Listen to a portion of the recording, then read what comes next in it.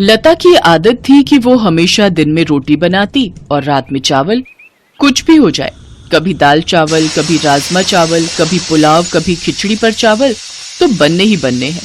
कई बार लता की सास विमला उसे इसके लिए रोक चुकी थी, पर लता अपनी इस आदत को बिल्कुल भी नहीं बदलना चाहती थी। बहू, आज खाने में क्या बनाया है? बाबूजी दाल चावल बनाए हैं। आज फिर चावल बना लिए। लता, मेरे तो घुटनों में बहुत दर्द रहता है।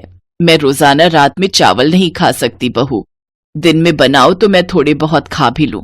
एक काम कर, मेरे और इनके लिए तो तू रोटी ही बना दे। माँ जी, अब आटा गूंथना पड़ेगा। आटा गूंथा हुआ नहीं रखा। कोई बात नहीं बहू, जो बनाया है वही दे दो।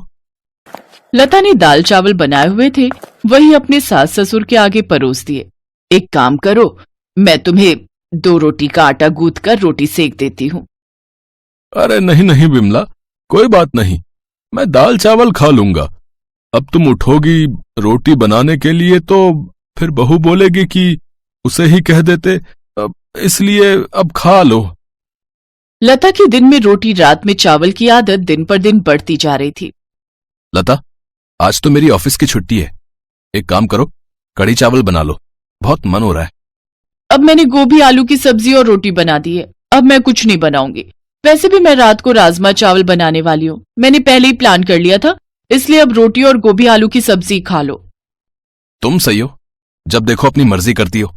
अब रात में मैं सोच रहा था कि मटर पनीर की सब्जी और रोटी बनवाऊंगा। तुम राजमा चावल का प्लान बनाकर बैठ गई हो। अरे तो क्या हुआ? तुम तो जानते हो ना, मैं दिन में चावल नहीं बनाती हूँ। रात में थकी हुई होती हूँ, इसीलिए मैं रात को ही चावल बनाती हूँ। मेरे से नहीं बनती रात में रोटियां। अच्छा ठीक है, जो मन में आए वो करो।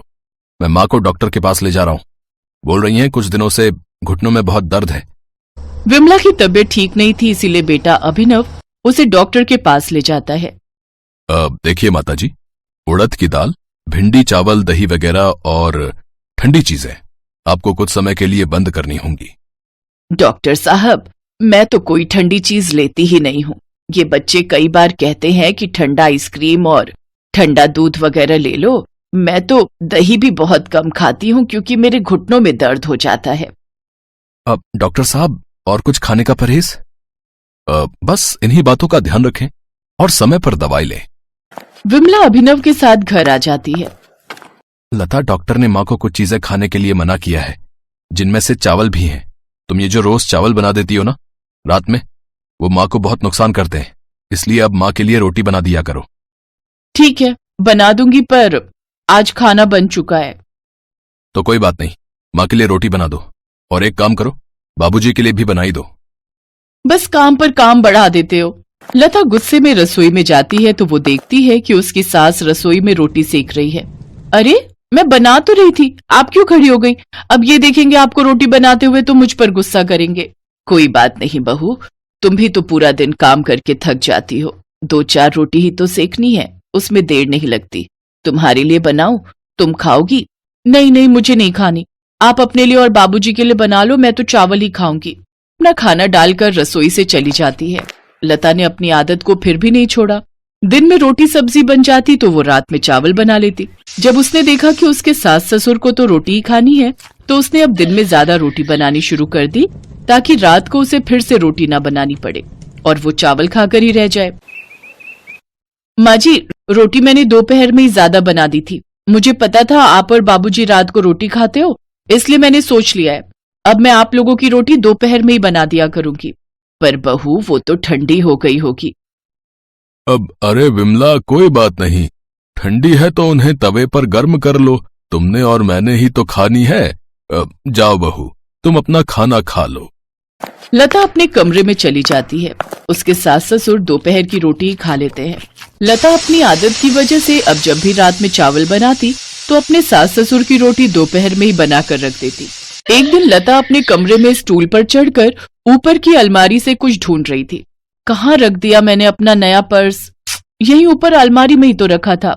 भाभी, आराम से, मेज गिर जाएगा, रुको मैं आती हूँ।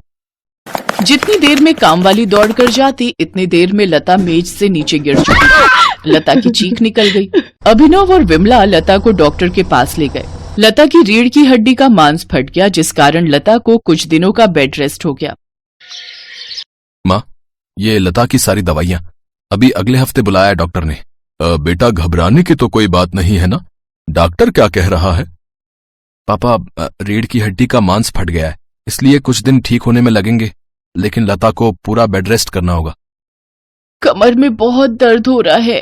अरे मेरी बहू तो बहुत बहादुर है, देखना तुम बहुत जल्दी ठीक हो जाओगी। मैं तुम्हें ताकत की बहुत अच्छी अच्छी चीजें बनाकर दूंगी, जिससे तुम्हें आराम मिलेगा। लता की कमर में दर्द था और ये बात उसकी सास और बाकी परिवार के लोग भी समझ पा रहे थे। सब लता को बहुत हिम्मत देते हैं। लता की सास विमला अपनी बहू की बहुत देखभाल करती है। लता देखती है कि उसकी सास बिल्कुल उसकी सगी माँ की तरह उसकी देखभाल कर रही है।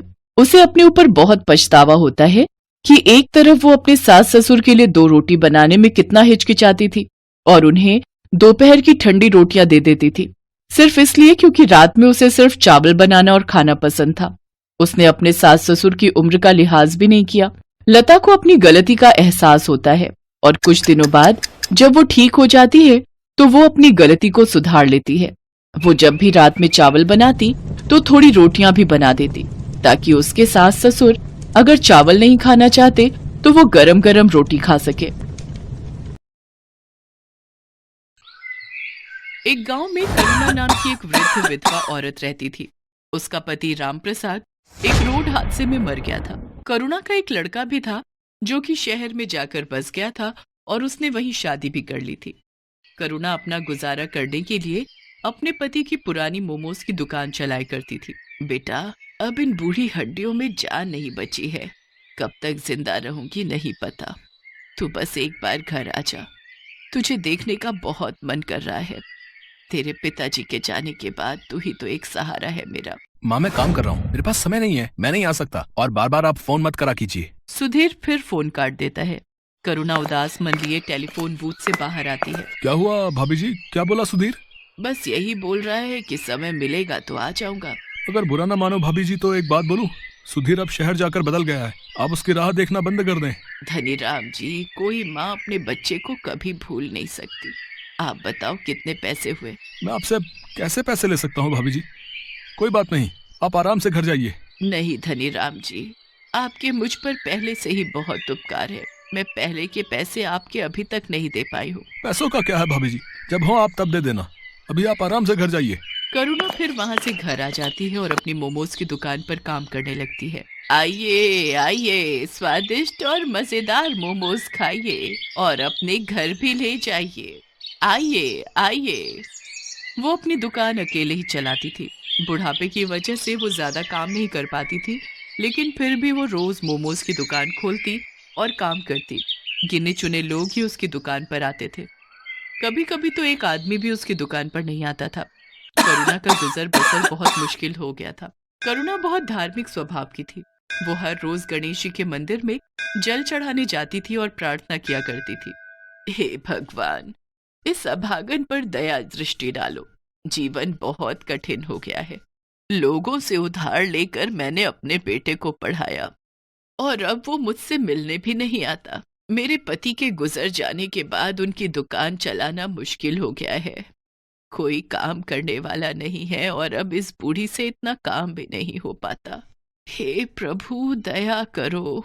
ये बोलकर करुणा वहां से चली जाती है। करुणा निराश मन के साथ दुकान पर बैठी होती है। तभी करुणा के पास 2 जुड़वा बच्चे आते हैं। दोनों की उम्र 16 साल थी।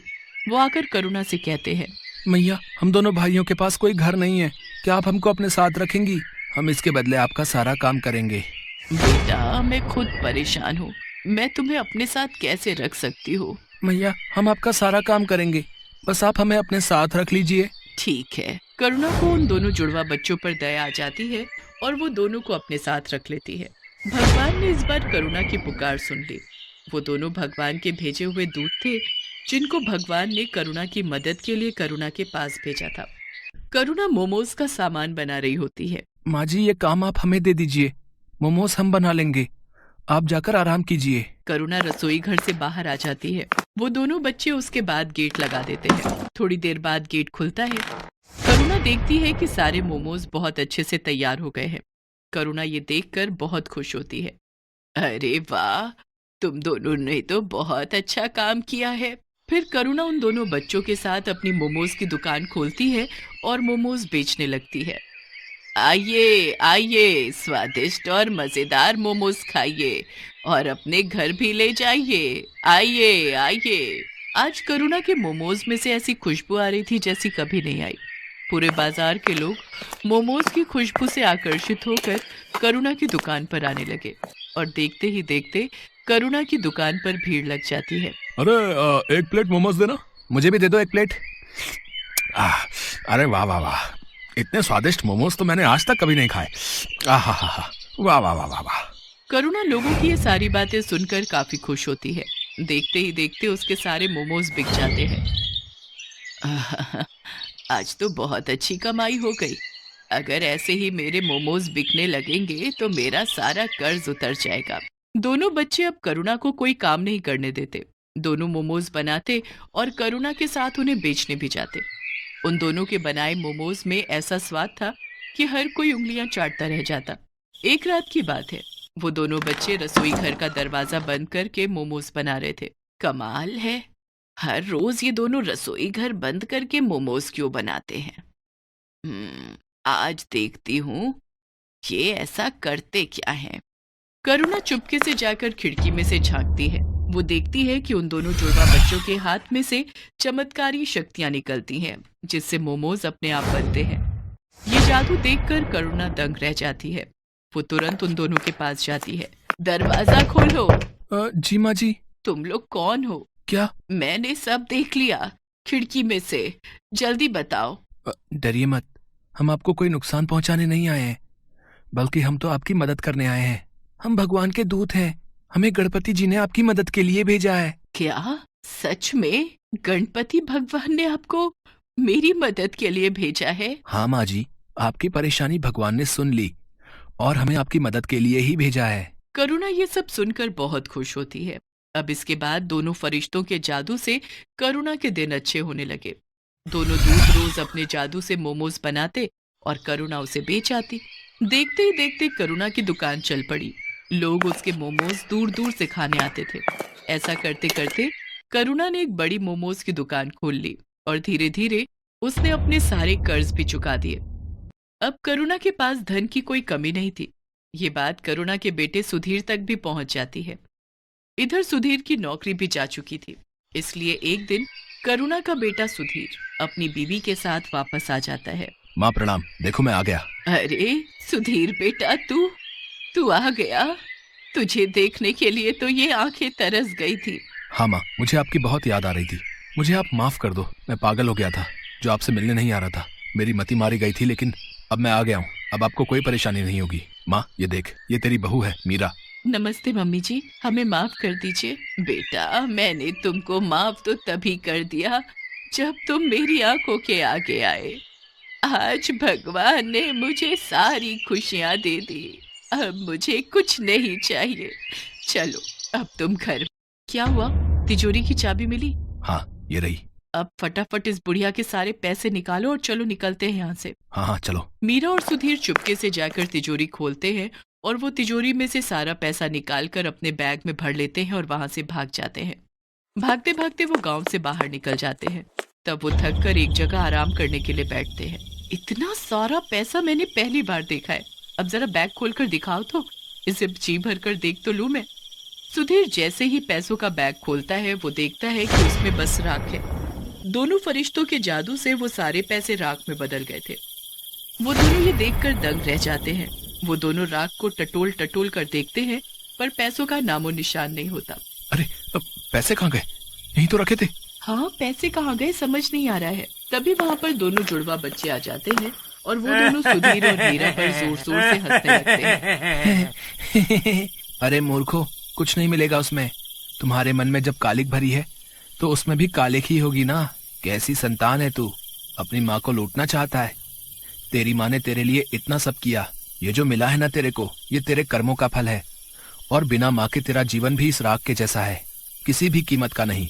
अभी भी समय है, सुधर जा और जाकर अपनी माँ से माफी मांग ले। आप दोनों ने हमारी आंखें खोल दी। हम लोभ में अंधे हो गए थे। हम अब से ऐसी गलती नहीं करेंगे।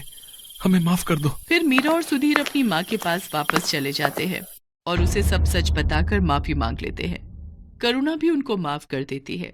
मैं तुम्हारा शुक्रिया कैसे करूं समझ नहीं आ रहा है। तुमने मेरी इतनी मदद की, इसके लिए धन्यवाद।